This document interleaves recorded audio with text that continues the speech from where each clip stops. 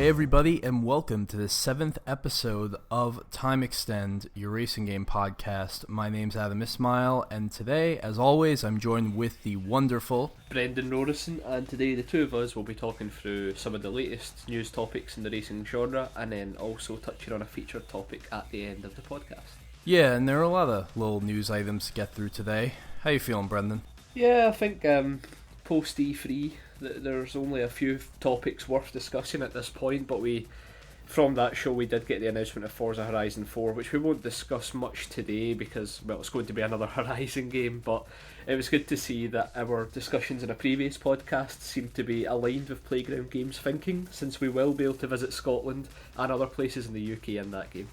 Yeah, I'm very excited for it. I'm actually thinking about building a PC, which I don't have a gaming PC, but it was watching that game's reveal that weirdly, like, even though I'm very jaded and like I see trailers all the time now and they don't really, make me feel one way or the other, I watched that E3 and I was like, you know what? I want to play that game, and it's about time I build a PC, so I'm going to go for it, I guess, because it makes more sense than buying an Xbox, to be honest. Yeah, exactly. And I mean, I'm exactly in the same boat as you, because it's been a while since I've been properly excited by a racing game with licensed content, because it feels that we've been going round in circles for quite a while, but it seems like Playground have chosen a good area for the game to be based in, and then the graphics are stunning as well. So it isn't quite a gaming PC for me, but it's definitely considering a 4K TV to upgrade my old dusty 1080p model. Oh yeah, absolutely. I mean, if Playground can get their version of the UK, at least better than the Cruise version of the US, then we're in good shape. But I have faith that they will. Yeah, but we're going to touch something, upon that Crew news soon as well. That's something we'll talk about later. So we'll get right into news right now. And the most recent piece of news, as we're doing this podcast, a couple days ago we learned that there is a new GT Sport update in the works. Not surprising, there is one every month. I mean, every month does get a little bit more surprising because you always think, like, is this the last month? But Polyphony has been keeping this going for a while now, every month since the game's release. And now, the interesting thing about this one is that presumably it will have extra cars as they always do. We don't know what they are yet because usually we find out about that in, closer to the end of the month, like a week before the update, because these always tend to come at the end of the month. What we do have right now is a clip that's a couple seconds long of just like a bridge and kind of this like mountainscape in the background. It's very short. It's kind of at like a time of the day when everything's kind of like hazy and dark.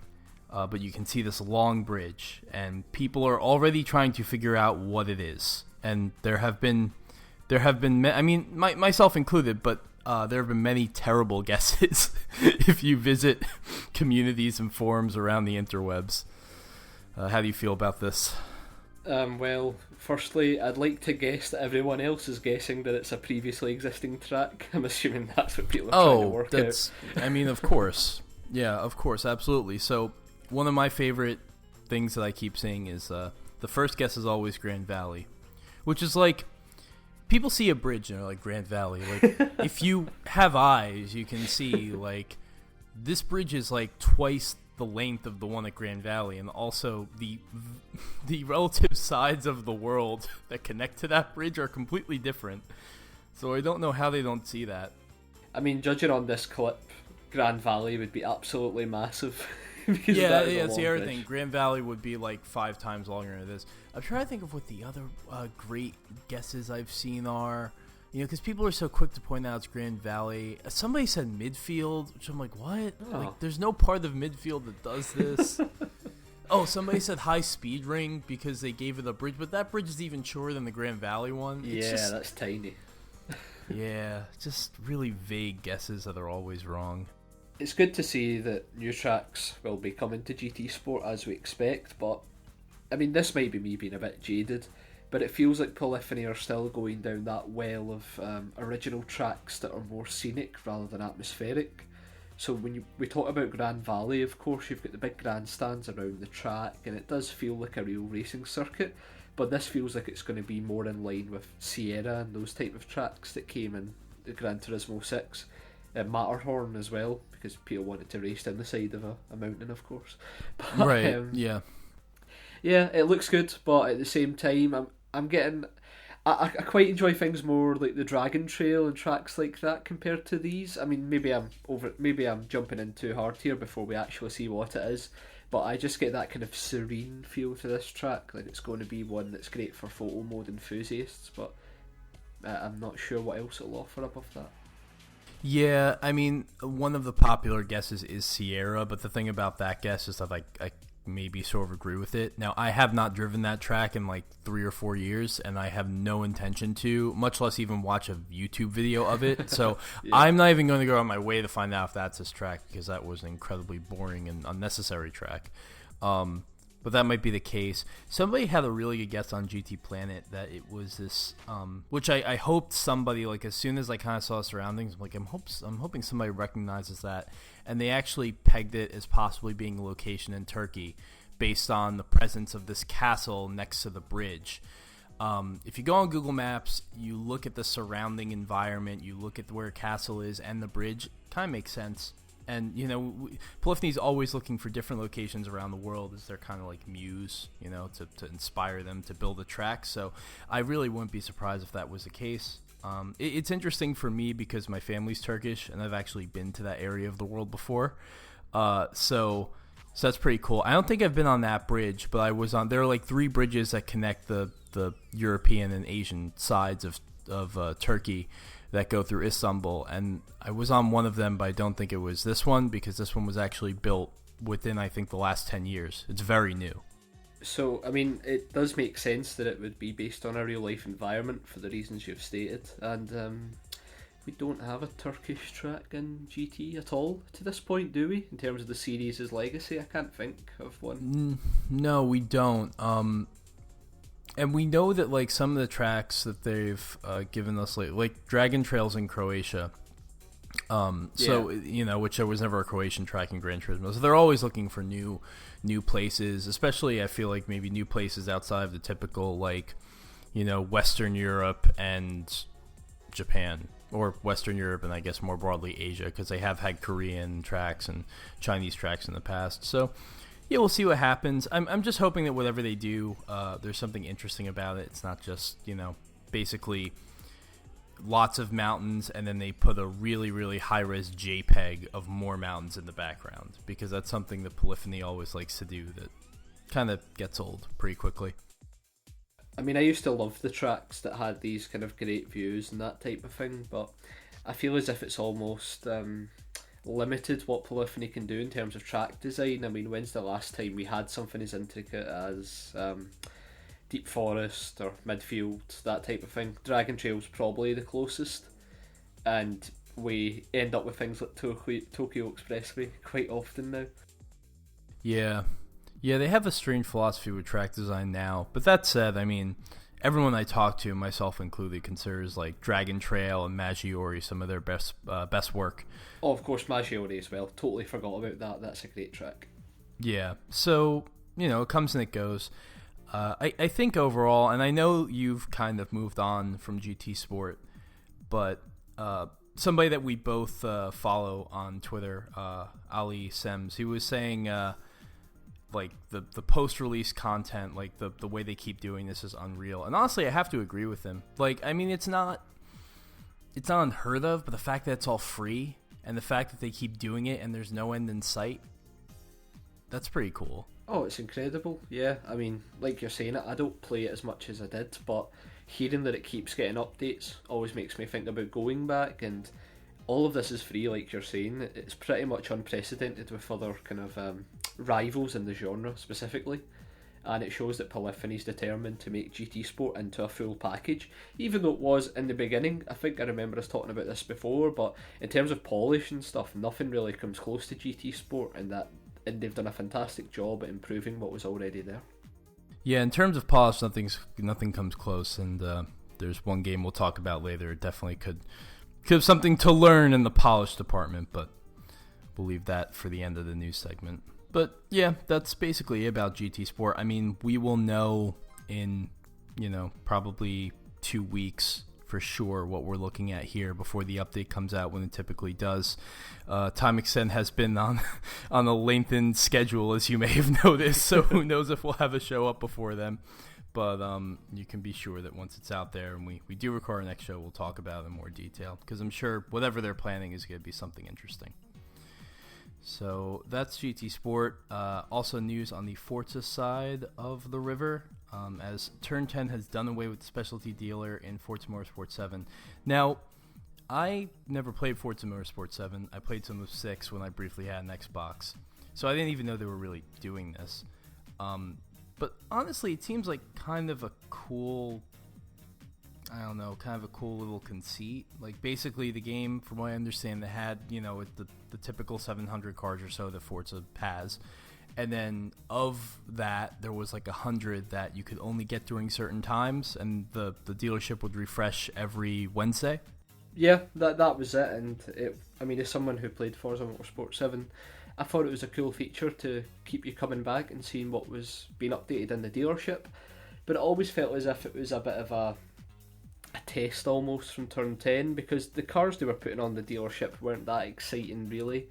And obviously for collectors, you would want to get those cars, but you could see it was something they didn't want to commit to, because it might have annoyed the community if you had some of the best cars in the game locked behind this weekly update model. So it's good to see that they've just made all the cars available at the end instead of having this cycle go on forever, because I'm sure if you missed a car that you really wanted, it would have been frustrating, especially if maybe over time you stopped playing the game as much and missed your chance to get it. So I suppose this is the natural end to the specialty dealer, but at the same time, I'd like to see this feature come back, because it was a good idea to give the game more of a live dynamic feel, which is something developers want to do with every game these days. Yeah, I like that they took the approach of doing this, trying this out. Some people liked it, and I'm sure some people really, really didn't like it. But in any case, they did it, and then they realized, like, we can always get rid of it. I like that kind of dynamic approach to game development, where the game has a life of its own after release, and the developers are willing to listen to that. So kudos to Turn 10 for doing it. And then, I think it's a good idea, but some people didn't, and then deciding like, oh, the game's been out for a long time now, maybe it's time that we retire this. Although they say it will live on in some kind of expanded capacity, or not expanded capacity, but in a different way. They haven't really elaborated as to what that means yet. But you're right about the cars being rather underwhelming, because I was looking, every Forza has its unicorn cars, if you will, and like, yeah, Forza's, I think, Turn 10 has put together the best car roster of any racing game, probably in the last 2 generations with the Forza franchise. But the cars that are the unicorns in FM7, I can't remember what one of them was, but one of them is the BMW Z4 M Coupe, which is like the most underwhelming sports car I can think of. Like, you never hear anybody talking about that, so I don't know. I think it's funny how they come to decide what these are. That is pretty much it. They kind of chose cars that you might be interested in, but probably don't care enough to be annoyed if you can't get them. Yep. And in that sense, like we said, it makes sense, because you don't want to lock away the best content, Mm-hmm. but at the same time, to make it worthwhile in the first place, they probably would have had to have committed more. So now that it's ended, a lot of people will probably be like, what was the point in the first place then? But I think this speciality dealer stuff, alongside the loot boxes that were such a controversy prior to release, have proven that Turn 10 maybe wanted to try and do things to shift up the motorsport series and didn't pan out, because I don't believe for a second that the loot boxes were never supposed to be microtransacted at any point. Yeah. I could understand at the start why they wouldn't do that, to avoid the backlash. But I mean, the framework was all there for them to monetize in some sense, and it doesn't look as if it panned out that way. And then the speciality dealer just kind of fading away as well. Perhaps they didn't get the response they were looking for from players to those two ways of changing up the game. And on a side note, I think that's something that the Motorsport series really needs to address soon, because I think a bit of stagnation is starting to seep in. Yeah. No, I mean, honestly, I felt that way about Forza for a very long time. It's why I kind of, gave up on the series. Not so much gave up as in I'll never come back and this is terrible, but more just kind of this, like, malaise of these games are all very good, but very good in the same way every 2 years, and there aren't many surprises. That's something I felt dating back to 360 days, well before Forza 5, and it would be nice if they figured out some way around that, especially because Playground has almost, in a weird way, taken over the reins of the franchise. Like, Horizon has so much more universal appeal now, and the nature of Horizon is such that they can do so many more interesting and different things with the game design that you wouldn't expect, that Motorsport is starting to feel stagnant and is starting to feel like there's less to be seen and to be found every 2 years now. And I don't know. I mean, that's just my personal opinion. The thing is, like, Turn 10 are very good at what they do, but I don't see a lot of innovation there. So hopefully they can address that. I mean, you've pretty much read my mind. I was just about to bring up that point about Playground and the Horizon series, because I think that'd be a really cool topic to maybe discuss in a future podcast, perhaps with a few guests who are proper into the Forza series, and ask, like, who is the real flag bearer now? Is it Motorsport or is it Horizon? Because as far as I can see, even sales-wise, like, Horizon is the leader at the moment, and it's only getting more popular by the looks of it. Like, I seen actual buzz, tangible buzz for Horizon, maybe not huge, but it was there. But I feel when Motorsport 7 was announced, there was more people ragging on the fact that Dan Grenewalt was standing in front of the Porsche than actually caring what was on the screen. And, I mean, we're going to talk about the Crew 2 later, we keep teasing this, but like, I like the fact that game actually incorporates real-world racetracks into its open world.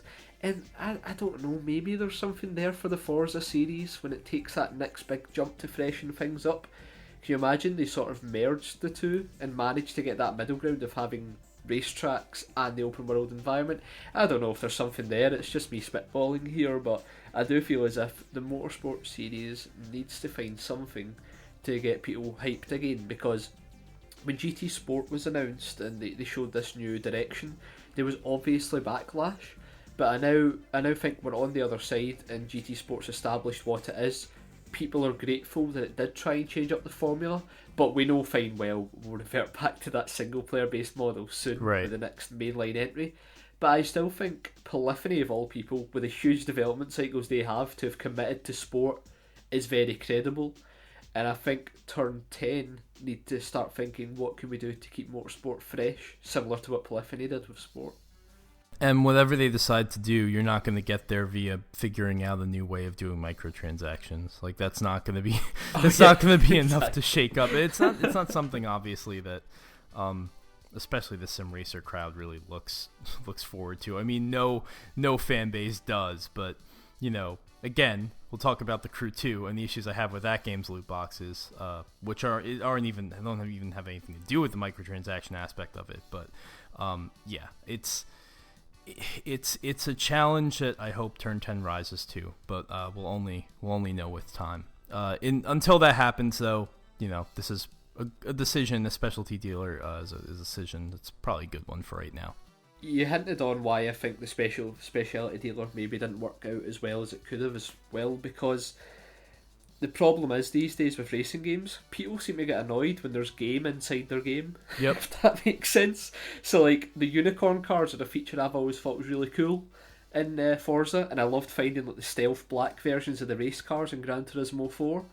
But like, you look online and there are people that get genuinely annoyed that they have to go out their way to get certain cars. And like, I feel as if unless it's something like Assetto Corsa, where you've got this like hardcore sim and you want all the content, I think these games do need to have game-like elements inside them. So yeah, I couldn't agree more. How do you get over that hump? Yeah, no, I couldn't agree more, because it's like, I'm sorry, but this is a game. Like, as much as people want to think like this is a simulator that exists for me, that, you know, should be able to be like, I should be able to play this any way I want to. It is still a video game, and I'm not saying that there shouldn't be experiences like that. Like, you look at iRacing, you look at Assetto Corsa, really you look at almost any hardcore sim on the PC and they work that way, but people want that from like Forza and Gran Turismo, and it's like, that's like going to an Italian restaurant and asking for like, I don't know, like Spanish food. Like you have to know what you're looking at, and you have to ask for something that was within that wheelhouse. Like Forza and Gran Turismo are not the kind of games that are going to give you should frankly give you the everything is unlocked from the beginning experience that you want. That's just a soulless, basically, vessel for you to have all of your, put your car and track combinations together however you want. It's not about that. It's a game. Like those are games, and they're honestly some of the last games we have, so maybe we can let them be them, and then all the other stuff that you want, the everything that you hate about those games because they lock content and stuff like that, maybe we can have other experiences that follow that path, but leave Forza and Gran Turismo alone, because they're kind of the last bastions of that era of racing games. So exactly, and like I think people wanted the game-like elements to shift towards the driver journey, as Project Cars used as its buzzwords. But I think what we're learning is that capturing that element is a lot tougher than most think. So when you actually remove the game-like element of unlocking cars and progression through different motorsport series, there isn't much there to keep you enticed, and that was always the problem with Project Cars. It tried to tap into that driver journey aspect, but it just comes off like Assetto Corsa and other games that don't even pretend to have that pretense. Yeah, it ultimately just ends up being a bunch of menus, which, yeah, then it feels kind of unnecessary. But wow, we could talk forever about this, but we should probably move on. But very interesting discussion nonetheless. So yeah, we've been alluding to the fact that the Crew 2 is a thing that exists, and I've played it, and I wrote a little bit about the reasons why you should and shouldn't play it for Tom's Guide, which is a very forward article where I just basically say in the intro, like, I'm conflicted and you should be too, and here's why. It's definitely not like a go buy this game or like don't buy this game. It's just so it's just a maddening experience because of the cool things that it does, but also the things that it completely just falls on its face about, which honestly are not very different from the problems that the original Crew had. It's just a really messy game, and if you've seen anything about it, you kind of know what you're looking at here. What is it about the game that just makes you so lukewarm on it? Because I played the original and I didn't think it had anything going for it, and judging on the reviews and stuff, it seems like I'm still very much in that I would still be very much in that ballpark if I was to give 2 a go. Is that the case? Yeah, which is weird because I know that the Crew kind of blossomed into a game people liked by the end of its post-release cycle and the Wild Run update and all of that, but this, almost in like a way that I've seen people talk about like Destiny 2, it's almost like starting from the beginning again. It's like everything that may have been learned or passed along from the first game is gone, and it's almost like they remade the first one but in 2018. Like there are definitely differences. Like the first one had that stupid story, as every open world street racing game is wont to do.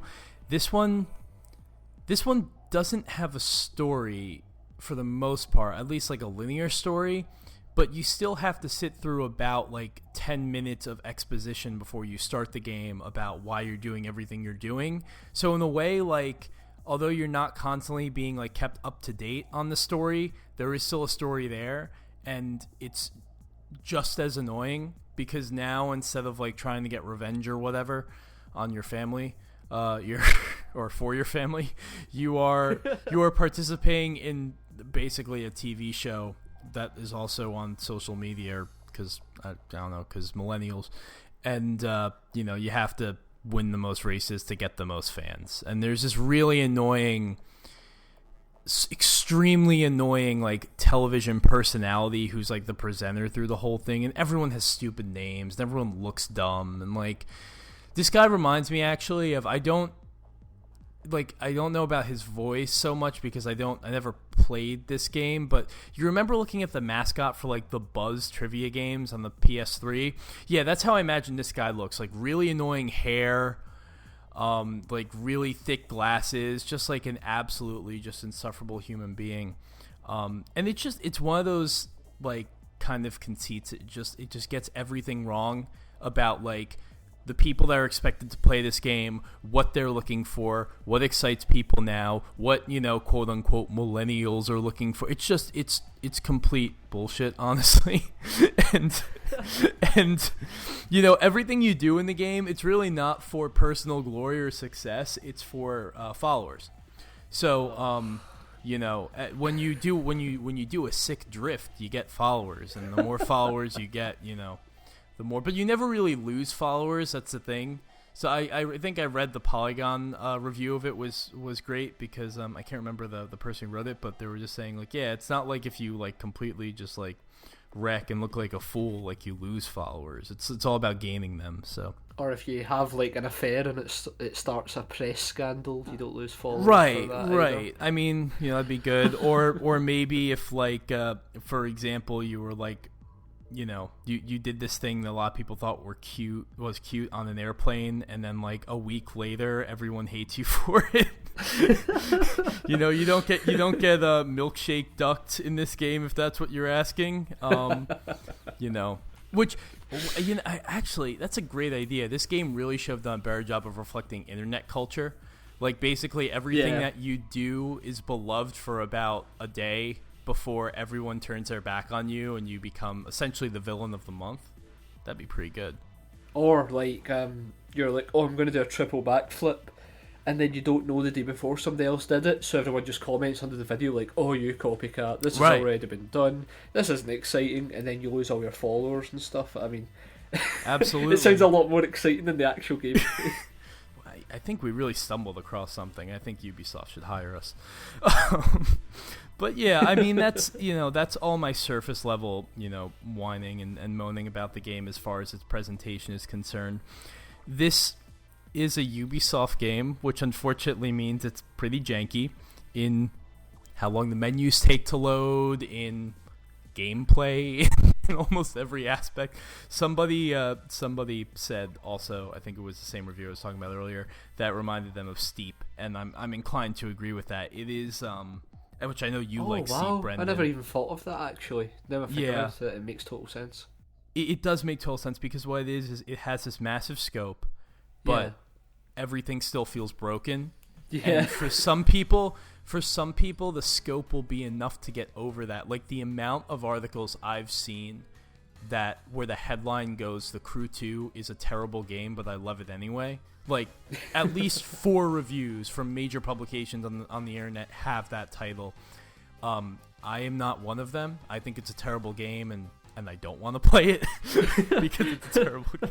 I mean, it's not a terrible game, but it's terrible in a way that bothers me. Other people will, maybe enjoy it. But for me, I mean, once we get past all that surface level stuff, the handling is awful. And I am unfortunately part of the old school of, I guess, I'm an old fart now, and I'm part of the old guard of racing games fans where if the handling is bad, what reason do I have to play it, And that's kind of the issue I have here is, I obviously spend most of my time driving the cars because I know, there's planes and there's bikes and stuff, but really what I'm first and foremost concerned about are the cars. And it's just the thing I tweeted about it, which I feel like is still the best way to describe it, is the cars drive like they do in like Uncharted when you get to the driving level.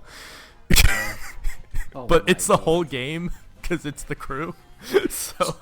So in terms of the gameplay, then there was a question I wanted to ask. So you can change in real time between the planes, the boats, and the cars. That's right, isn't it?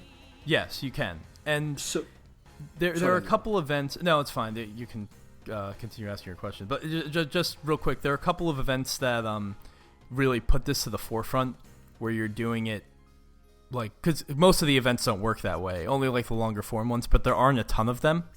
So it's something that you can very easily forget you can do in the game. Right, so it doesn't take full advantage of the fact you can transform, because that's where I was going based on like Sonic Transforms Racing, where of course you're changing between boats, flight and karts during the race. Is there anything like that in the crew? Are you saying there's like a few events like that, but it doesn't really tap into it? Yeah, Yeah, there are a few events, but it doesn't really tap into it. They also don't really so when you start the game, you're doing this event as you do in many racing games. You know, they throw you into something, and it is one of those, like, I call it like a triathlon event, because you start out in the car, and then you're in the boat, and then you're in the sky. And even though they're having you do this when the game starts, they're so concerned with explaining, like, you know, I think it's called Extreme TV. Like, that's what this channel is. It's extreme with an X, but then no E at the end of it, which is even, like, doubly stupid. So they're so concerned with telling you, you know, that you're on the TV, that they don't really explain that, like, no, this is something that can happen in this game. This is something that, like, you know, explain it even in sort of an expositional way. This is something that's really exciting that the Crew 2 offers. Like, so you're not reminded that you can do this. You're not ever told that, like, this is something you can do again in the future.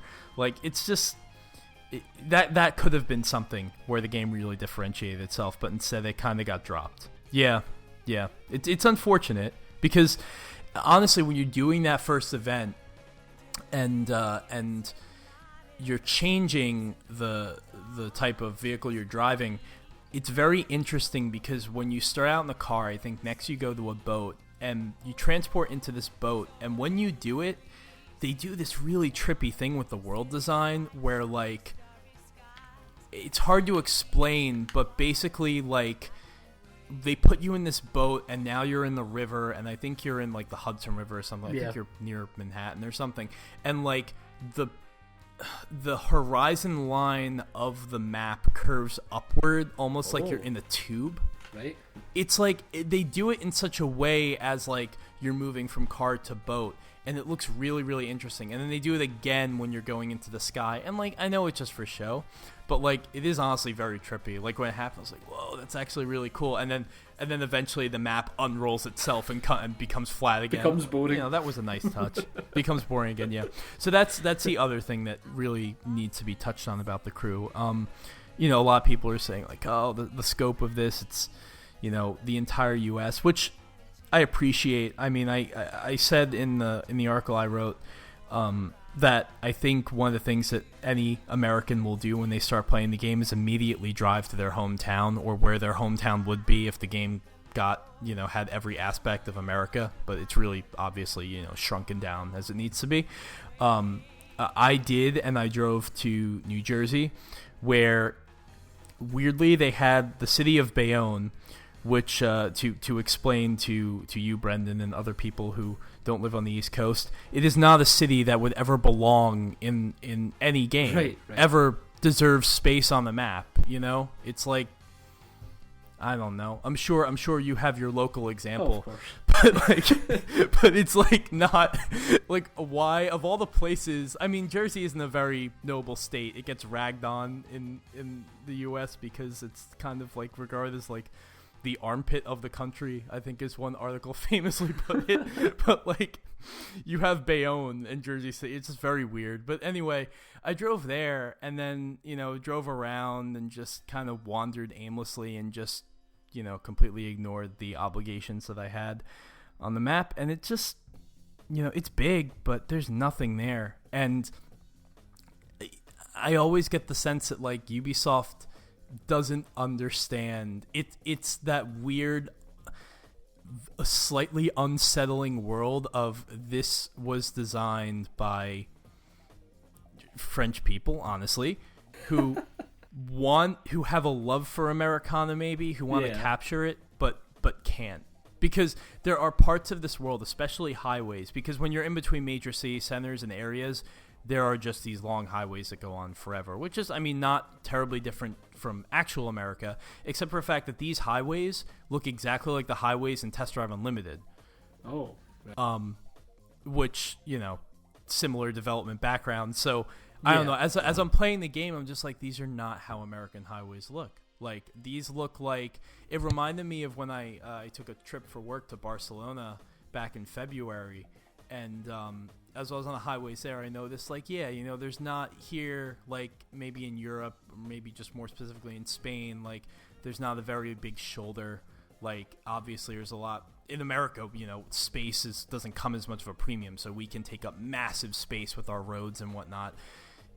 But much like in Barcelona, in the Crew 2, it's like you have these like tiny highways with really small shoulders, and then you have like trees right on the edge of the highway. I'm like, this is weird. Like this is not America. It reminds me of like any depiction of San Francisco where it's gotta have the rolling hills, and then like the rest of the city doesn't look anything like San Francisco. Yeah, basically the opening level of Sonic Adventure 2. Yes, that's it. That's any depiction of San Fran has those hills, and then it's like, wait, what does the rest of the place look like? Who cares? People don't know. It's this odd, lifeless, bastardized version of America through the lens of people who want to understand it but don't. I mean, that's the best way I can describe it.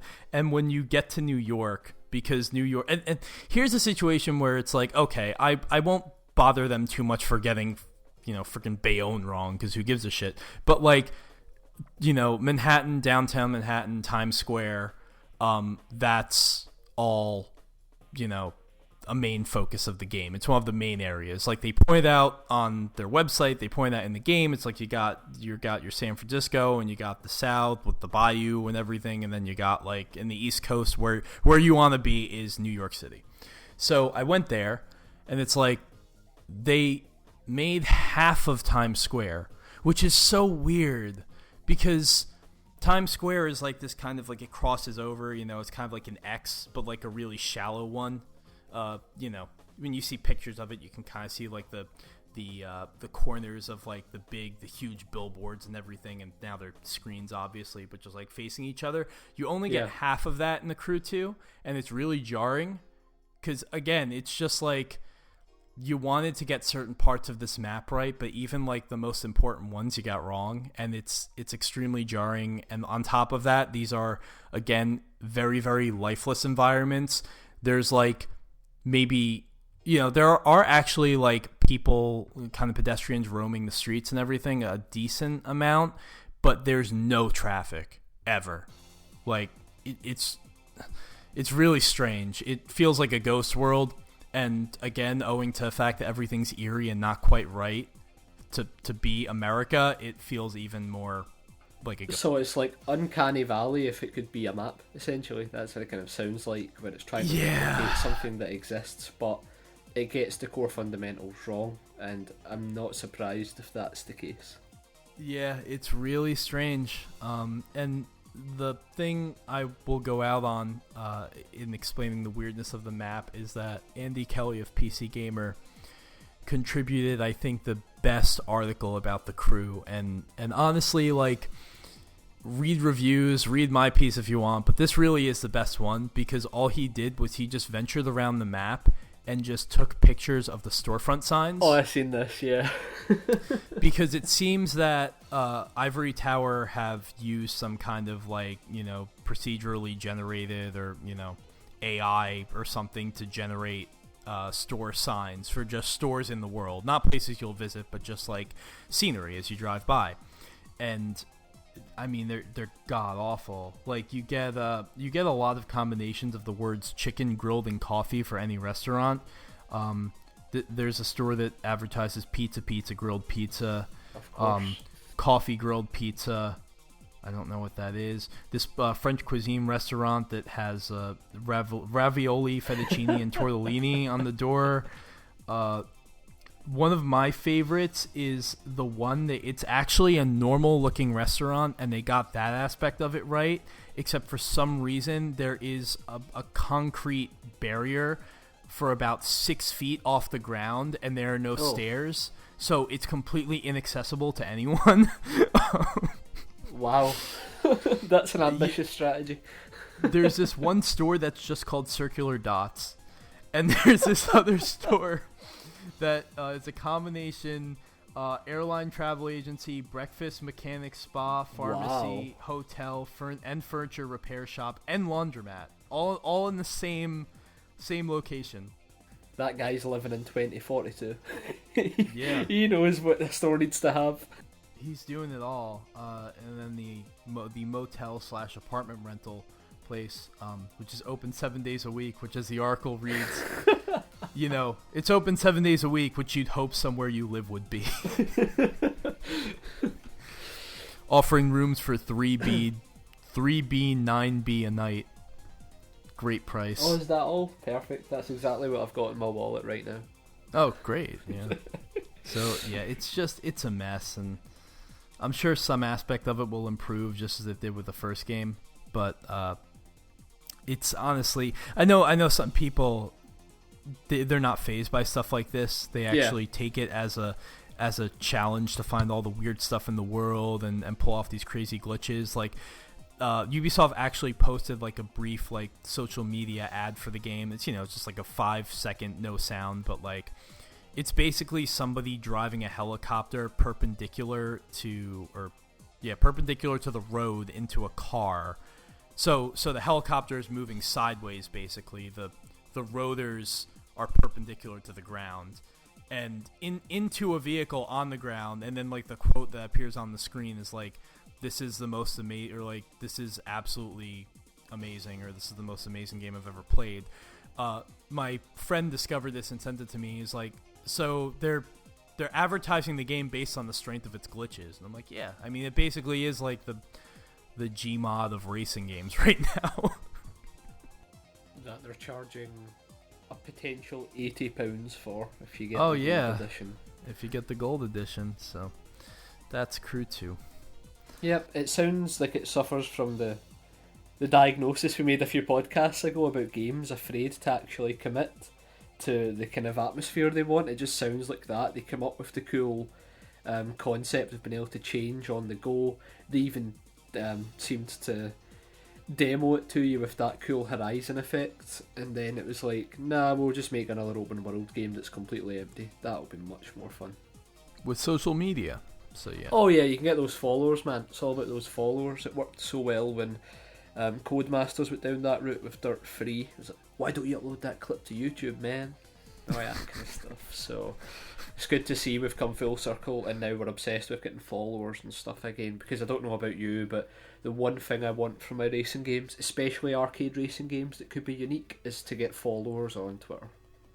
Yeah, it's to remind me everything I hate about my current adult life right now, and not put me back in like a blissful childhood state of just all that matters is that I get this one corner at Seaside Street Galaxy correctly.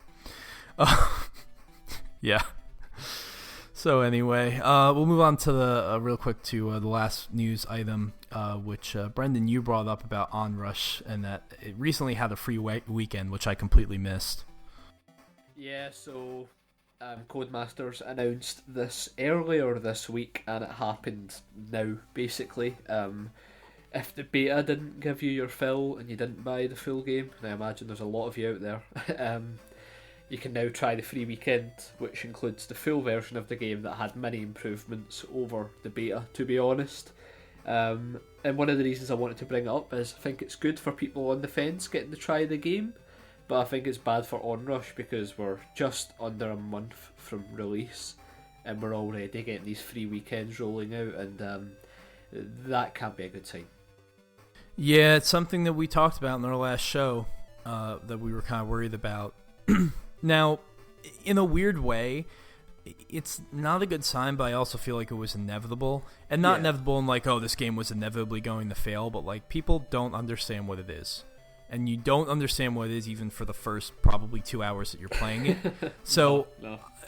One, I'm not surprised this happened, but two, I feel like this needed to happen. I almost feel like it not should have happened earlier because you want to get your sales from like people who know what it is and are going to go out and buy it immediately, but like almost I feel like they should have been more like honest with themselves and transparent about like, no, we'll have a weekend or something at some point after release, and not treat it like it was kind of a, as we're kind of referring to it, like a thing that they had to do that they didn't want to do, but that they needed to do to explain to people what this game was. I mean, especially because the beta, as we were talking about before, really didn't do the game justice. And now that I've gotten the chance to play the final product and I bought it, I love it. You know, I think it's a lot of fun, and it does remind me of my favorite combat racers of the past, 10, 15 years or so. So, yeah, I'm excited for people to try the game out. and hopefully it gets more people on board, because it really is, a unique experience. It's one of a kind, and there's nothing like it. Exactly, and just as another side point, the game is also 40% off for PlayStation Plus subscribers this week and maybe next as well. So if you do like it, and you really want to pick it up and give the money straight to the developers, then there's a great reduction on the game, and I'm glad you ended up liking it, Adam, because I did have a feeling once you got a grasp on it, it'd be a good game. And I say that to everyone. It's a great arcade driving game that does something does something you can't find anywhere else, really. The guides are supporting the game pretty heavily still. We got a version 2.0 update the other week that added a lot of new cosmetics and improved photo mode, because of course Evolution are obsessed with making their games look absolutely amazing. Every game's gotta have a photo mode now. I mean, I won't rag on Evolution for it because they did it before many people did, but I think probably even like MotorStorm have photo mode or something like that. But every game's gotta have a photo mode now.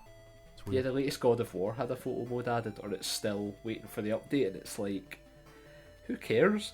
I mean, maybe I'm in the minority, right? But like the Uncharted series is something that I really enjoy. But like in 4, they really turned up their own ass effect. So like every single time you would come to a vista, the camera would start auto panning and stuff. And it's weird. I like moments of beauty in games that aren't kind of pushed in your face. So see when the game goes out its way to show, look how good this looks, I always find that a bit less impressive. And I think that's why racing game photo modes are so good. Because there might be a certain part of a track that you don't really pay attention to, but then somebody uploads a photo online and you go, damn, they put a lot of effort into that. So I think I can see why racing games need to have a photo mode these days anyway. But it's interesting how every single genre now is like, cool, I put a photo mode in a sports game, why not? Yeah, well, the worst part is when it's like, because every game has to have a photo mode, it's almost like they're being really like self-congratulatory about their own like design capabilities, about the way they built this world and the graphical prowess of the world and all that stuff. But it's like some games will have it and they're just they look piss poor. Like I'm sorry, but The Crew 2 is one of them. Like you'll see people like really good photographers on Twitter and stuff.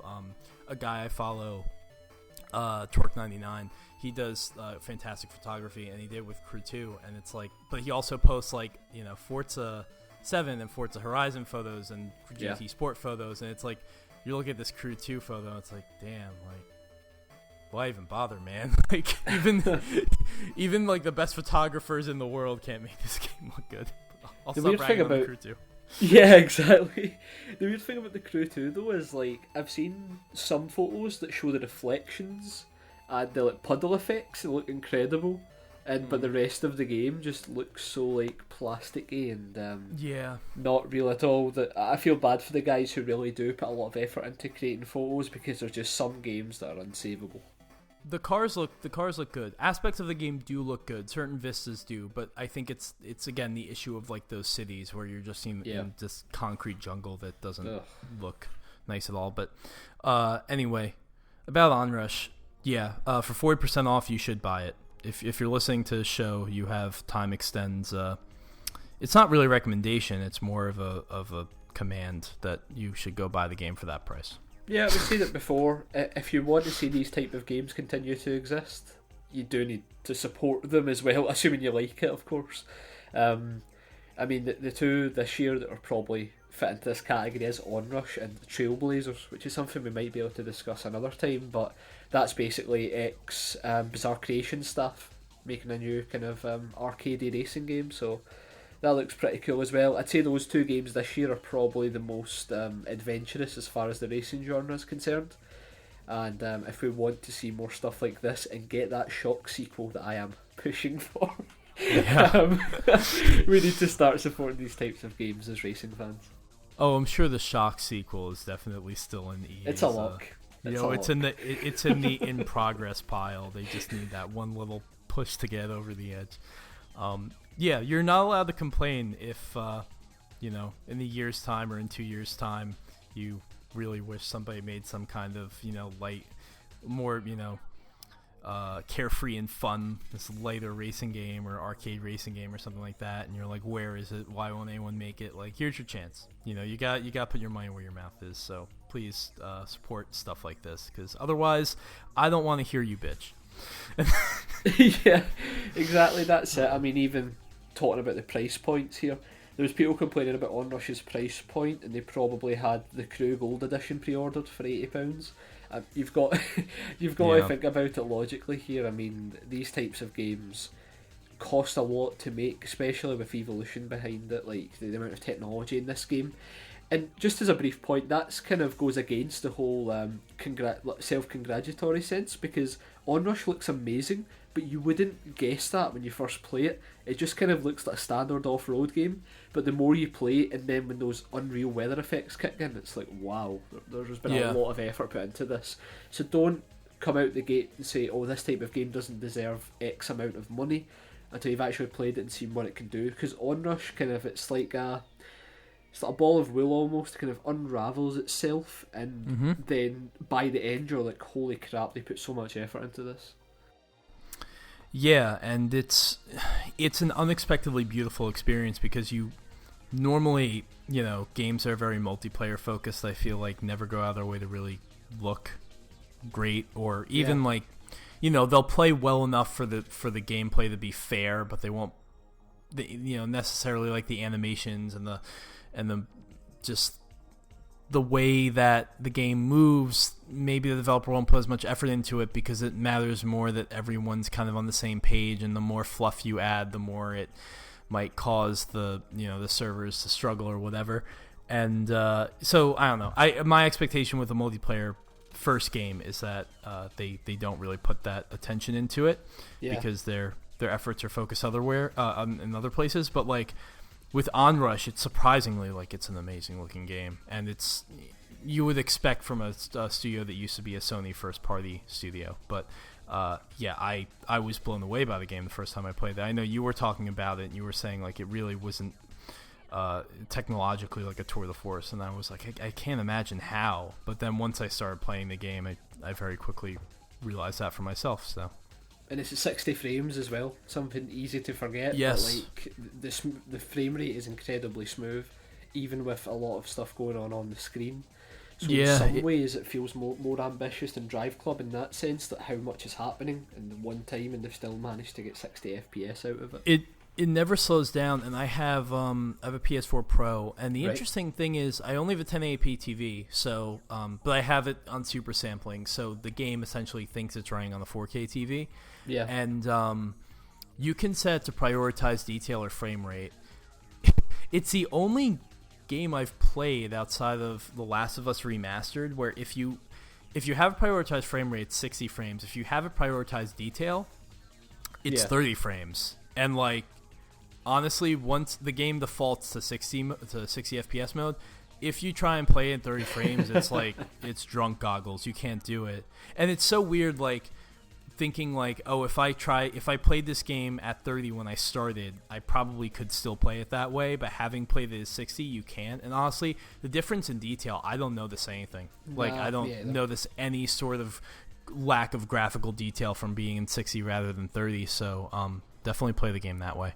That was another thing as well. The beta actually defaulted to 30, which was a terrible decision in hindsight, because the first impressions of the game have that bit of jank, but you could change it to 60 from within the menus in the beta, and that just like blew me away, and that's when I knew I needed to have the game as well.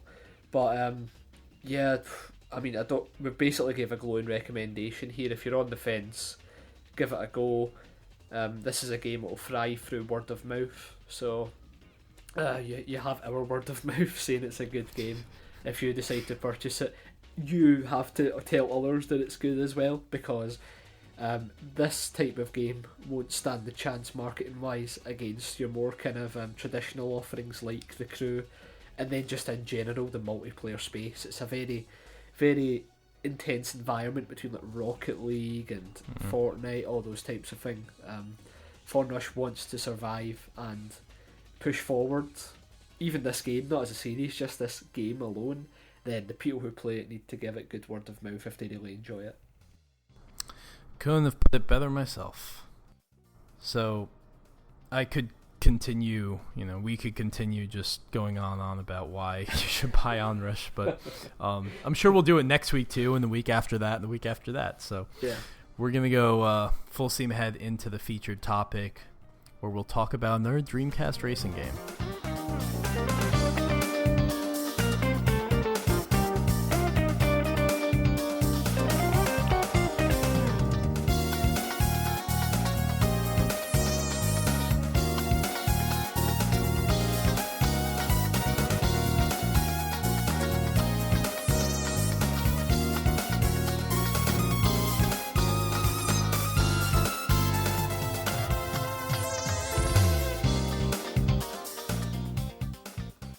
And welcome back, and this week we're doing another entry in our series Sega Racing System, where we talk about a different Dreamcast racing game.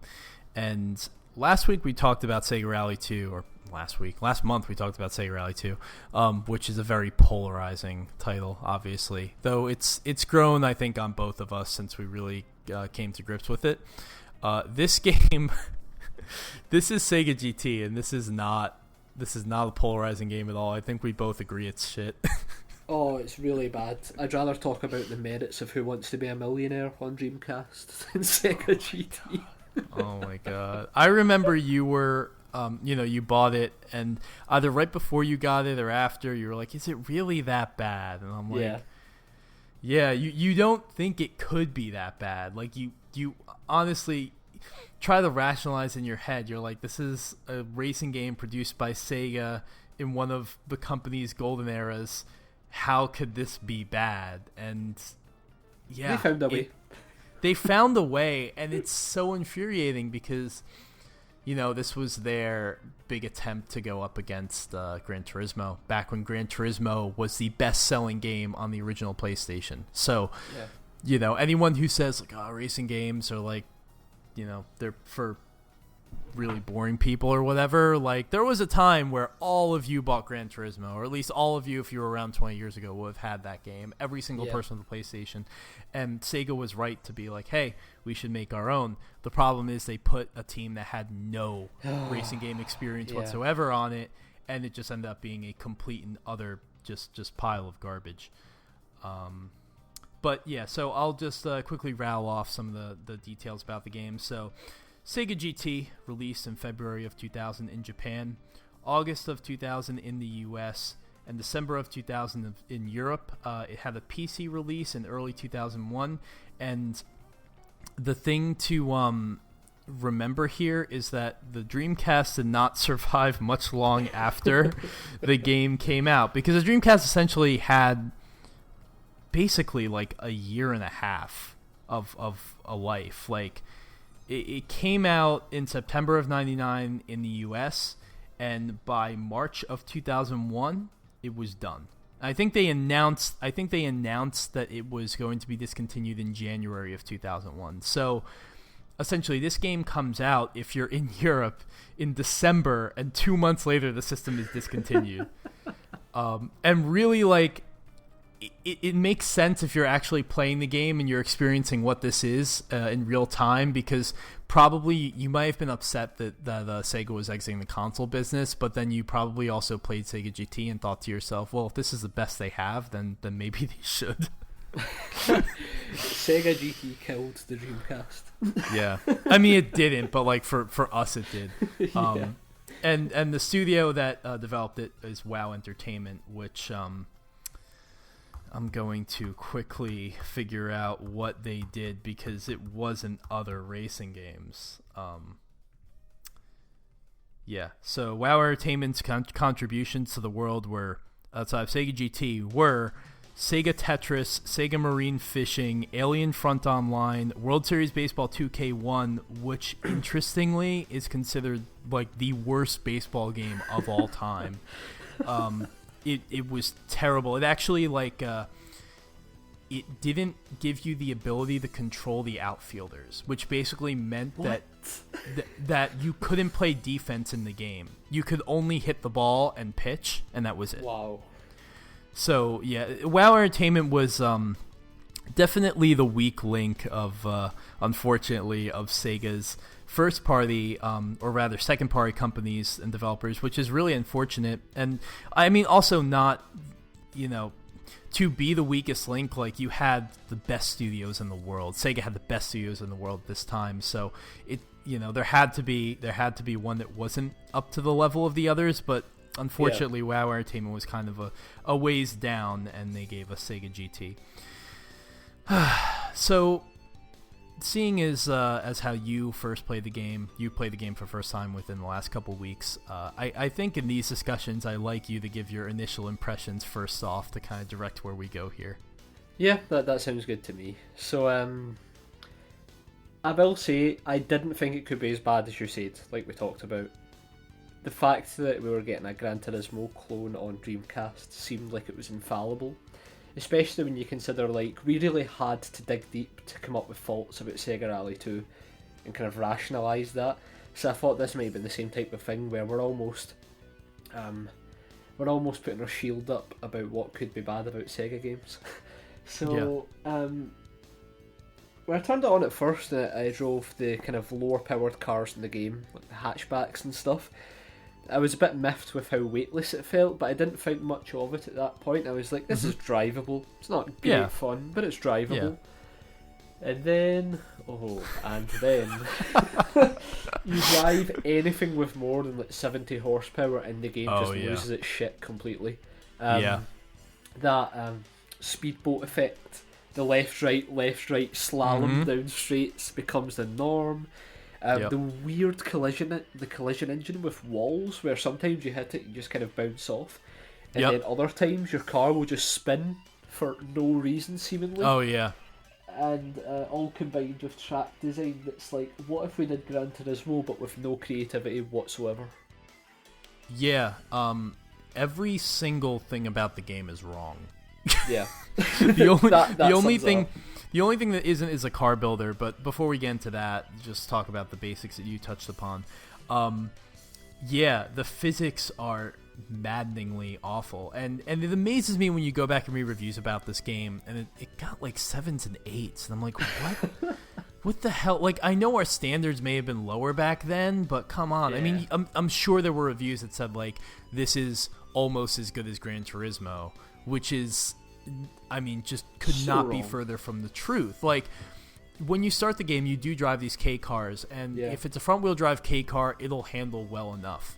But once you get above 70 horsepower, which is what percentage of cars in the game have 70 horsepower? Probably like 10 or 15 at most. At that, pushing. Yeah.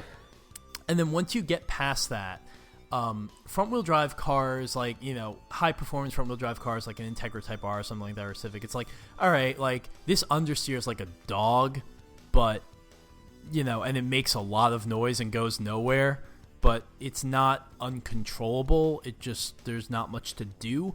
And then, weirdly, rear-wheel drive cars and all-wheel drive cars handle exactly the same in that there's absolutely no control there whatsoever. There is never any grip. I mean, like, when you're just kind of going along on, like, not essentially like going around the corner, but just like steering as lightly as you can on the straightaway or something like that, you have some grip, but then the car will start to bounce and it'll get skittish and it'll move around in the way you don't really expect, and then you might hit a wall and then you'll bounce off the wall, and all of a sudden now you're just like left, right, yeah, and you exactly. can't get it to go straight.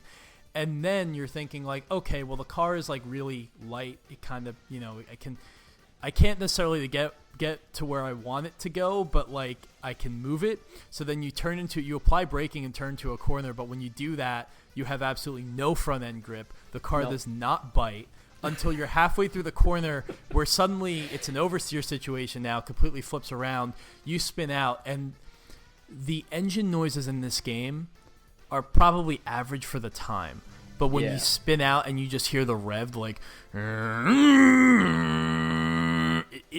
it just makes you want to break the controller. It makes you want to kill yourself. There's nothing from the gameplay that will make you want to keep coming back and playing the game, and that's the biggest fault here, because this is from the house of Sega, where we've got games like Sega Rally 2 that so many years after release, even for that game having slightly weightless handling, you'll still always go back and try and work out what you need to do to finish first. But in this game, it was a case of, what do I have to do to take my finger and turn the console off? That was the extent of the gameplay, because even if I somehow came first, going left, right for the entire race, there was no skill involved. I had no inclination to better my times on the tracks, which is something I'll talk about in a minute in regards to the gameplay options. And just in general, there is nothing forgivable here, and the fact that the slower cars are passable is not a plus point. It's pretty much saying, like, oh, there is some form of tangible gameplay included in this package, but it's still not worth your time. It is absolutely unplayable. Like, there's no way around it. I don't know how you could give this game anything more than, like, on a 10-point scale, anything more than, like, a 5 or a 4, based on how undrivable these cars are. And it's a shame, because there are some really interesting cars in the game. It doesn't have a massive roster, but, like, I remember on the US cover, which is, in my opinion, one of the worst game covers ever made, which it has a Dodge Viper GTSR concept, which when I was a kid was one of my favorite cars, in front of this like weird Photoshop green background. And I saw that car and I was like, oh, that's awesome, I want to drive it. But I mean, any car with any sense of power, and I mean that's probably the most powerful car in the game, stock, you can't drive it. There are some interesting like Super GT cars in there, completely just undrivable, completely not even worth your time. And then if you had the European version, as you do, Brendan, you got Alfa Romeos, I think, and Renaults, and some European cars, which are also, I'm sure, very cool, but equally undrivable. Exactly, and even put a Renault Clio on the front, because if there's any car in that roster that gets the blood pumping, it's a tiny three-door hatchback. Well, to be fair, it is the Renault Sport 16 valve. True. Or that was a fun 24. drive in Gran Turismo 3, not here. Yeah, that's cool. The Japanese cover, I don't know if you can see any of these right now, but the Japanese cover is like, it's like black and white, and it's got like all of these like cutouts of cars basically strewn across the frame in weird places. It looks like, that also looks like one of the worst Photoshop jobs I've ever seen, but you have to look closely before you understand that's that terrible, whereas with the American one, it just comes out at you right from the get-go. Another thing real quick, this game was known as Sega GT Homologation Special in Japan, which like is a cool name to us, but to anyone else must just sound absolutely like word salad. It doesn't make any sense. So that's an odd take. But one of the things I was going to bring up was that the game tries to steal from Gran Turismo by having the licensing system. But I mean, I might be wrong here, because I'm going to be honest, I played about 5-6 hours and then I literally just couldn't face it anymore. No one's going to blame you. It's okay. Every license is basically a time trial. That's correct, isn't it? Like, one time trial per license. Yeah, which actually, it's funny that you say that was an issue, because that was actually one of my favorite things about the game. Not now favorite being used very, very loosely. Well, no, because like I hated in the early days of Gran Turismo having to get Pliffy and understand that I knew how to go around the first corner at Suzuka. Like, yeah, I mean, you're probably right that is a positive, but for some reason I assume if you're going to have license tests that there's going to be multiple tests. And even if it was the time trials, that's fine. But I'm not sure if it's like a translation issue or something, but like, the game has a leaderboard per license of 3 times. That's correct, isn't it? Like, there's like the time you've got to beat at the top and then 2 other times. Oh, sure, but yeah. If you come second or third, you don't actually get anything from the game. Like, you have to come first to unlock the championship associated with the license. Yeah. So it begs the question, why would I care about coming third or second? There's a good few times I thought I passed it, and then the game was like, no, mate, you don't have the license. So whose time did I beat, and why was it relevant? Well, you bring up the championship associated with the license. That's actually one of the interesting things about the licensing system in the game that I also pointed out, because I wrote the first mirror mode ever. I wrote almost exactly a year ago for GT Planet was this one, and you can go find it. But it's interesting how you basically you complete a license, but then the license can tie to a certain manufacturer. Now, to get, for example, like the A license, there's like 6 different manufacturers in the game that you can get the license through. So there are 6 different trials. Now, if you do the Subaru one and you get and you clear it, you have the A license at that point. You can do A events. But there's a separate series of events in this game called like the Works Cup or whatever, where it's like, okay, if you want to participate in this specific championship on behalf of Honda, well, you did the Subaru trial, but you'll have to do the Honda trial. And once you do the Honda trial, the game tells you actually that you were a driver for Honda's Works team, and they will give you the Honda version of the A-class car in that category, or the, when you do the race cars, the the GT300 Honda Super GT car, or the NSX and GT500. And that actually I think is really cool, because it almost adds like a weird proto Project Cars sense to it, of like the driver journey. I know it's very rudimentary, but like I like the idea, like, oh, if I complete this test for Mitsubishi, I will now be a driver for Rally Art. Like, I don't know. There's a weird conceit there that kind of I can make the connections in my brain and get some value from that. Yeah, exactly. I think amongst the hilarious translation errors, there is some good ideas behind the gameplay loop. I like the idea of basically signing with a team, which is essentially what it is. And if the gameplay was good on top of that, that would have been gravy. But what we have here, and I'm sure this is something you were about to bring up as well, Adam. What we have here is good ideas with an incredibly outrageous car creator tool, but the core gameplay loop is nowhere near good enough for me to want to even play this game past having to talk about it. Yeah, we also gotta mention the track design is terrible. Oh my god, yeah. There are tracks that you tend to see a lot in the championship, one of which is, and they have great names, like Solid Circuit, which is literally like, imagine like a quarter or like a third of an oval of like a tri-oval, racetrack or a speedway rather, and then all of a sudden the track that was previously like 5 cars or 6 cars wide then narrows down to the width of 2 cars. And given Sega GT's handling model, there is no way that you can traverse this section of the track where it goes from really wide to narrow without hitting the wall. You will not be able to do it the first time. You may not even be able to do it 10 times after that. But you get through there, and then you have like you get to this like weird random mountainous section. There's a sharp left and a sharp right, and again, chicanes like that are impossible in this game. You get through there, and then you're back on this weird oval thing. It's just so many weird tracks in this game. Yeah. I will say the Snowy Mountain is the only one where I was like, this is all right. This is okay. I can deal with this. But I think it's mostly because you spend most of that track in the tunnel, which means that you can bounce off the walls. Exactly. You want the walls in this game because that's more forgiving than just spinning endlessly in the infield. There was one of the tracks names that always made me laugh, and it was Deep Rock Road. Yes. It's like they ripped off Deep Forest, and then what's the name of the Gran Turismo track with rock in the name? Oh, Red Rock Valley. Red Rock Valley, yeah.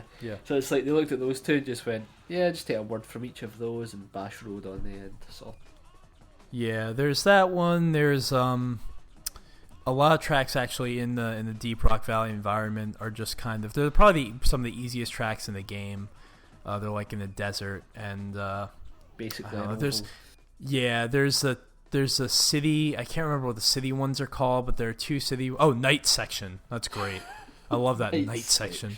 There's Night Section 1, Night Section 2, and those are very difficult.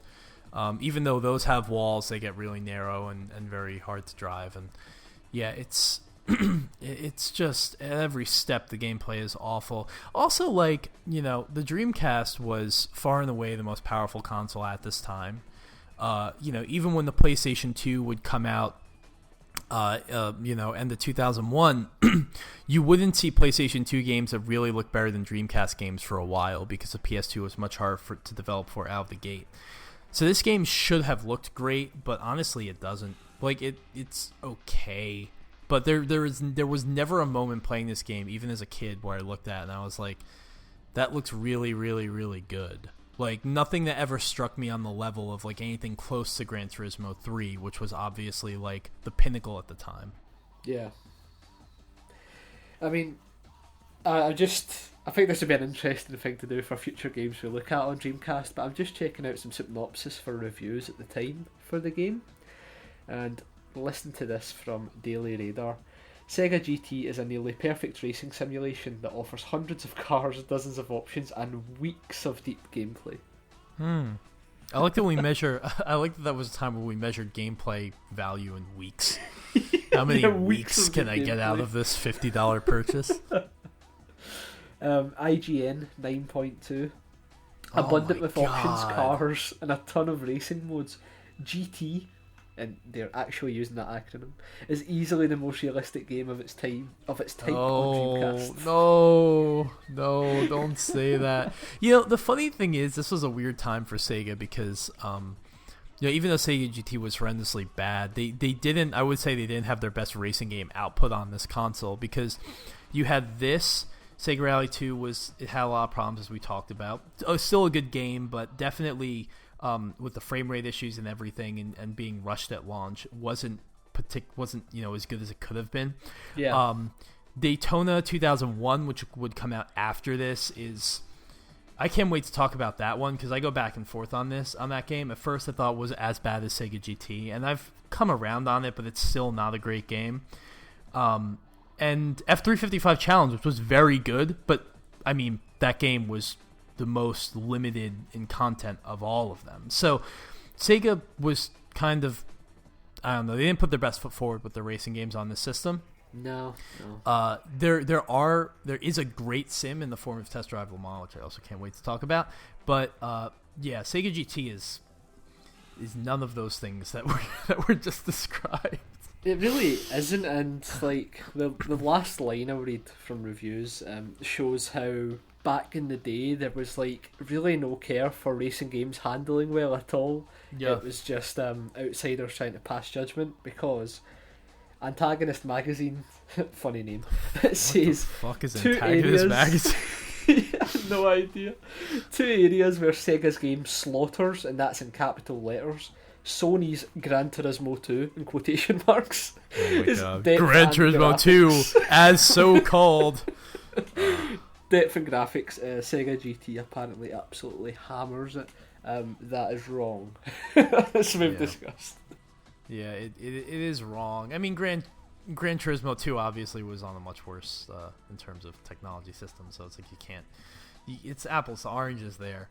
The lack of consideration for handling is interesting. I think a lot of the early days of games journalism, they didn't have anyone, they maybe weren't as focused on like covering the niche of racing games or the niche of sports games or whatever. So like basically you had these people play as games that like really weren't particularly good at any racing game. So they were like, well, if it's hard, it must be realistic. Because we were also very early in Gran Turismo's reign, so there wasn't a lot of experience, I think, among mainstream game journalists about, or really any games journalists about sim racers. So that's how they were able to get away with this. I like to refer to that form of journalism as churnalism, where it's like it has to be covered. Yeah. But there's nobody there to actually give it the respect and care it needs, and I find it weird. It's one of these insults that's kind of thrown around to like IGN and GameSpot, because they're kind of the big, large companies, but I think I've talked before, like IGN actually has a decent group of 2 or 3 individuals who are properly into racing games, so more than you would expect, their opinions on racing games these days tend to be pretty good. But back in the day, when it was like a magazine driven business really, they would have to churn out like 20 reviews per copy each month. So yeah. I mean, I don't know about you, Adam, but I bought a lot of games on the basis of these reviews, and then when actually buying it, it was like, oh, that was a bad decision. Yeah, and unfortunately, it happens very often with racing games at the time for reasons we discussed. But we'll get into this Sega GT's one thing that it did really well, but also it's hard to say really well because like there's really no barometer for this feature in any other game because nobody else does it. Is the Carrozzeria, and I don't know if that's how you say it. There's a couple I's in there, but anyway, it's so it's essentially it gives you the ability to make your own car, and it covers all the. I mean, it doesn't cover all the bases, but like it definitely is sufficient for a feature like that in a game like this because you start out basically determining, how big do you want the engine to be, and then that informs, how big the car is essentially, and also various other aspects like. Unfortunately, because it's locked behind the licensing system as far as like the size of the engine you can build, you probably won't play the game long enough to be able to build a supercar. But then you also probably can't drive a supercar, so it really doesn't matter. But yeah, it's like you can choose the number of cylinders, you can choose the size, you can choose the aspiration, you can choose the drive wheels, you can choose the body style. I mean, it basically hits all the major bullet points of how you would, a lay person would build a car, and it works. I mean, it's kind of quaint when you go back and it's like, okay, I built this car and now I have to pick between three very generic looking body styles. But at the same time, I do like that, you can make that decision of like, I want a 6-cylinder, I want inline 6 in, front engine rear wheel drive car, and I want it to weigh this much, and it's nice. It's something that you don't get from any other racing game even now. Yeah, exactly. It's just a shame that it's wasted on a game whose handling model probably doesn't take any of that into consideration enough to actually make a difference because you're too focused on trying to keep the damn thing on a straight line. Yeah, and that's why it really doesn't matter if you build something that's powerful enough because you won't be able to drive it. That said, interesting. They were kind of pushing that as like a main feature of the game as it was being marketed and whatnot, which is smart, but again, for reasons we discussed, not something you're going to get much value out of. I did want to send this to you because this is something I actually remembered from when I was a kid, and I'll send it along right now. So I remember reading magazines, like the official Dreamcast magazine or whatever. Yeah. And Sega GT had this very odd ad campaign that, in retrospect, was quite racist. Oh. Okay. So do explain. So, yeah, I don't know if you can see it now, but it was basically like they took out these like 2-page ads, like completely just like dominated the pages, and like it was Sega GT's basically giving you racing tips from a gentleman named Benny Moto. But his tagline was, Benny Moto, go crazy fast, okay? And once you read some of the clips, the little suggestions and pieces of advice that Benny Moto gives you, it very quickly, and also the Asian woman, kind of like, almost like a showgirl or something like that, a car show, just kind of like posing with the car and posing on top of the car.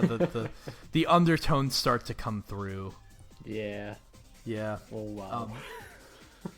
I mean, look, I am actually kind of right now being like my own worst enemy here because I usually complain about when people retroactively try to ascribe various bits of media to the standards of 2018 if they were made 20 years ago. But even at the time, I thought this was weird because, like, I mean, actually, I didn't think it was weird because of the racism aspect because I was like 6. But like, there was something unsettling about this. Like, Are you hardcore? Have this beefy spring, please. It's good for you. Without a trick suspension, the hairball track will shake your head up and down like one of those stupid dogs in the back window. So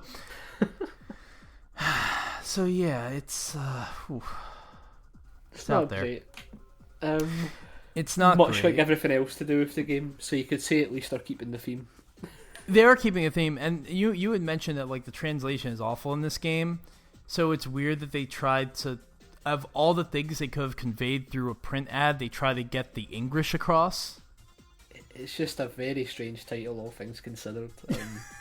We talked about the developers especially, but one of the titles that really stood out to me was a GBA title they made called Pinball of the Dead. So that shows the level of confidence that Sega had in the studio after a while, that they were just like, yeah, you just make pinball games over there. We'll let you know if we make a third Sega GT game. You know, there's a typing of the Dead, but I never knew about Pinball of the Dead. Yeah, I knew about Typing of the Dead as well, because I actually think it's really cool. But I've never played Pinball of the Dead, but yeah, it's listed there on Wikipedia, so it must be true. Yeah, I'm still looking at this ad. I'm just in awe of these quotes from our Benny Moto. Yeah, so yeah, do dig those up because they're very strange. One of the unfortunate things about Sega GT is that, in spite of the fact that it's not a very good game, there's no information out there about it. You know, even if it isn't very good, even if many people probably wouldn't be willing to learn about its development or, you know, what the developers were thinking, or, you know, maybe get an interview from the main producer of the game. I scoured the web trying to find that stuff, and it just doesn't exist. It seems to be completely a title lost to time, and, you know, maybe there wasn't even a massive marketing push behind it from Sega to begin with, which, having played the game, we can kind of understand why now. But it would still be nice if there were quotes out there, some insight into development. But unfortunately, the best we have is just us ragging on it here on Time Extend. Well, at least its legacy of mediocrity lives on. Yes, as it always will. And right after this game was released, well, not right after this game was released, but very soon after, as we were saying, the Dreamcast was discontinued. And there was actually a sequel in development. Sega GT 2002 is what it would end up being called. It was being developed for the Dreamcast. I imagine it was in the early stages before Sega pulled the plug. That ended up moving to Xbox. And, I mean, to be honest, Sega GT 2002 isn't a great game either, but it's worlds better than this one. Like, it's... the handling model isn't good. Well, I mean, it's fine, but it's not undrivable. You can actually play that game to completion, which is more than can be said about this one. So if you have any interest in exploring this era of Sega's attempt to go after polyphony, do play 2002. It's a much better game in every sense. Yeah, I mean, if it's playable, like you've just said, then it already is 100 times better than Sega GT, so who knows, maybe we'll do a Xbox retrospective series at some point where we can talk about that and Richard Burns Rally and the original Forza games. But for now, we're Dreamcast up. yeah, I've never played Richard Burns Rally, so I'd love to hear about it. They never released that in the States here except on PC, so that's crazy. So good as well. Yeah, it's a classic I know nothing about. One of the rare few then. Yeah, I guess so. Well, I mean, rally games, especially back then, like, they didn't, you know, I still can't find the copy of Shocks. Ever since, like, we had that show and you told me to, like, look out for it and everything, like, I was like, I'm going to play that game, still haven't been able to find it. I visit so many retro game shops, no one ever has it in stock, so, yeah. Well, I know what to get you for Christmas. Oh, thanks. Send you a copy of Shocks to bring in the it'll be more worth it than the pounds of Tokyo Extreme Racer that you could have shipped that would have then been, like, you know, $10 in shipping. Oh, I would pay $100 in shipping for Shocks. And that's why you're on this show. Yeah, exactly. The love for irrelevant arcade racers is what makes this show possible, I guess.